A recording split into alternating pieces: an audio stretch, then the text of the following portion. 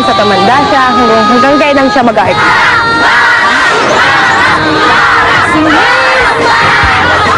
Kung minsan, pakiramdam natin ay puno o siksik tayo ng problema at hinaing sa buhay. Parang hindi ka makagalaw at hindi makahinga, hindi ba? Wala po yang iniba sa lugar. Na parang kahit saan pang lugar yan, kahit anong sikip at siksikan, masasaan pa ba at mayroon pa rin mahahanap na daang palabas kung saan mas maaliwalas at maliwanag ang buhay. Magtsatsaga ka lang. Ako po ang inyong kaibigan, kabalitaan at kakampi, Corina Sanchez.